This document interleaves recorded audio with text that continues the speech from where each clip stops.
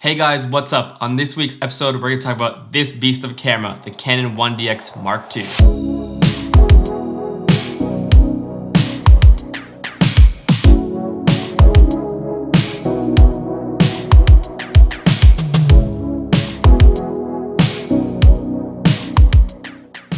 As a Canon camera user, I've been drooling over the 1DX Mark II for a long time. So when Canon Finland approached me and asked, would you like to borrow the 1DX for the summer just to test out and try, I immediately said yes. And my goal in testing out this camera was to see, does it really live up to the hype that it gets? And is it really worth buying anymore in 2019? Because a lot of you guys might actually realize, but the Canon 1DX Mark II was actually released in February of 2016. That means it's a 3.5-year-old camera. So I'm really interested to see, does it live up to its hype? So before we get into the pros and cons of this camera, I do want to preface by saying that different cameras are going to work better for different people. Every photographer, every filmmaker has different needs. So that's why the pros and cons that I'm going to talk about relate to the things that I need when I'm shooting and filming on my projects. Personally, for video, I'm shooting a lot of weddings and a lot of YouTube videos. And then for the photo side, I'm doing a lot of travel photography and lifestyle photography for my Instagram account. So that gives you a little bit of a picture of what kind of photography and filmmaking I'm doing on a weekly basis. Most of my shooting requires a real running gun experience, really lightweight, really versatile and diverse, because as well, I'm shooting photo and video at the same time. The 120 frames per second slow motion in this camera is amazing. It looks really, really good. And I know a lot of you guys might be saying, well, my camera shoots 120 frames per second as well, or an iPhone shoots 120 frames per second. But just because a camera can shoot 120 frames per second, it doesn't mean that they're all gonna look as good, because different cameras have different color profiles and as well different bit rates, which basically means that you're taking a certain amount of information divided into that 120 frames per second. So if you compare the 120 frames per second of an iPhone to the 1DX Mark II, even though they're 120 frames per second and they're both slow motion, they look a lot different. The iPhone definitely isn't as high quality because there's not as high of a bit rate or a bigger sensor in order to have that information. So the 120 frames per second on the 1DX Mark II is amazing. Not only is the quality really good, but as well, when you're combining it with the autofocus of the camera, you're able to just do nice dolly shots or pan around the subject. And you can get really nice B-roll footage really easily. I think for myself, going from the GH5, then going back to Canon USR and the 1DX Mark II, with the GH5, I really struggled with autofocus. I couldn't really trust it. I was doing a lot of it just manually. Whereas now with the 1DX Mark II, sometimes I feel like I'm almost cheating because I literally just click the screen on the person's face or the subject that I'm filming and just go. And it's always just dead on, locked on autofocus. So having the 120 frames per second and the autofocus together, it's just a really deadly combo when you want to get that epic B-roll footage for YouTube videos and so on. And also to top off the epic slow motion and autofocus combo, you have the Canon colors. We all know that Canon cameras just have really nice colors, especially when it comes to skin tones. You don't have to do a lot of work to color correct or to color grade the footage to style that you want it to look like. And you don't have to spend a lot of time working to get that footage looking good. Whereas with other cameras, I find I'm a lot of times really working hard to get the colors that I need. Whereas with the Canon cameras, almost just straight to the camera, the footage looks really good. So that's a nice thing just to top off this whole epic B-roll autofocus combo is the Canon colors. It's like the Triforce right there. It just looks so good. And the third thing that I really love about the 1DX Mark II is the fact that it's a great photo and video combo. I don't need to carry on two cameras to shoot photos with one camera and with the other camera video. Rather, I could just carry on the 1DX Mark II with me, shoot some epic B-roll with the video mode, switch over to photo mode and start shooting photos. And I gotta say, shooting photos with the 1DX Mark II is really enjoyable. Really great autofocus. It's got the joystick so you can jump from focus points, which I personally really love. And you can shoot really fast photos in continuous mode. It's like a machine gun. Check this out.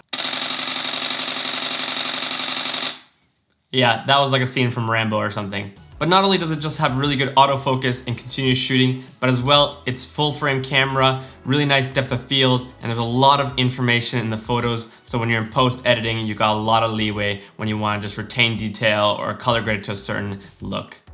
So really enjoyable camera, shoot photo and video.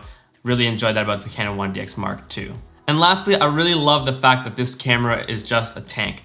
Now, I'm not talking about The size of the camera, I really actually don't enjoy that because, well, it gets heavy and your wrist just gets super sore carrying this camera. But the fact that it's just equipped with everything, you know, you have the dual camera slot right here.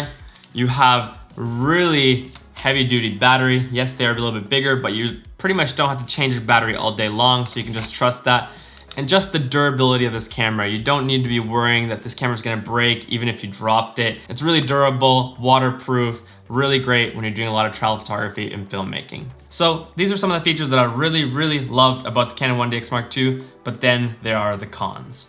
So as I was shooting with the Canon 1DX Mark II, I really quickly started feeling its limitations. For example, immediately I realized that this is not the camera for shooting wedding videos. Most of the time I'm shooting wedding videos with the GH5, which has great in-body image stabilization, and I can pretty much film the whole wedding day just handheld. I might use a gimbal just for a few walking shots or a few dance shots, but really 90% of the day I'm just shooting handheld. But with the 1DX Mark II, the fact that it doesn't have any in-body stabilization, it would be impossible for me to shoot a whole wedding day with the 1DX Mark II. The footage would just be way too shaky and it just wouldn't look good. So already I felt the limitation of that. Can't use the camera for wedding videos. As well, I found it really hard for vlogging. You know, if I was vlogging with the 1DX Mark II, I found it kind of a little bit shaky and I just didn't like that. So I was having to resort to using the Canon EOS R for vlogging and then switching to the 1DX Mark II for my epic B-roll. And I really didn't like that. I really didn't like the fact that I had to keep switching from EOS R to the 1DX Mark II because of the fact that there was no image stabilization. Not only did not having image stabilization challenging, but also not having a flip LCD screen. You know, if you're vlogging yourself, I had no clue how I'm framing the shot. I have no clue, is the exposure right? And I really didn't know, is it gonna be in focus or not? So for me, even vlogging with the 1DX Mark II, it really wasn't, for me, an enjoyable experience. I much rather would use the Canon EOS R where I have the flip LCD screen. I can see exactly how it's framed. I can see that it's in focus and I can see that the exposure is right.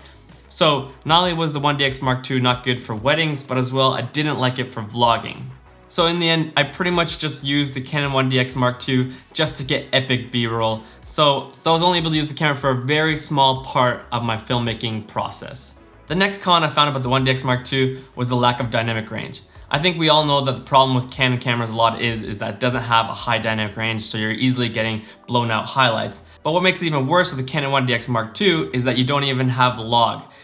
Compared to the EOS R where you can shoot in log and you get more of dynamic range, with the Canon 1DX Mark II, you don't have that, so as well, that's already affecting the dynamic range of the camera. The next con of this camera was the size. This camera is a beast. Some people might like that, but I really don't want to carry a really heavy camera all day long because your wrist starts to get really sore, your back gets sore, and it's just not an enjoyable experience. You know, for myself, I'm doing a lot of hiking, a lot of traveling, and I have to carry pretty much the camera all day long in my hand, so it gets really tiring. I would much rather use the Canon EOS R, which is a lot more lightweight and a lot more enjoyable to carry around. And lastly, the price. Even though the Canon 1DX Mark II is already 3.5 years old, it still cost $5,500 US. And in my opinion, that's quite a huge investment into a camera that's a DSLR and has a lot of features that are missing, like in-body image stabilization, log profile, higher dynamic range, not having an LCD screen. These are all things that are missing the camera, and yet still you're having to pay $5,500 US. Now I do understand for other people, there might be features in the camera that are totally worth the price. For example, if you're a sports photographer, you need really fast autofocus and you want to have that continuous shooting mode.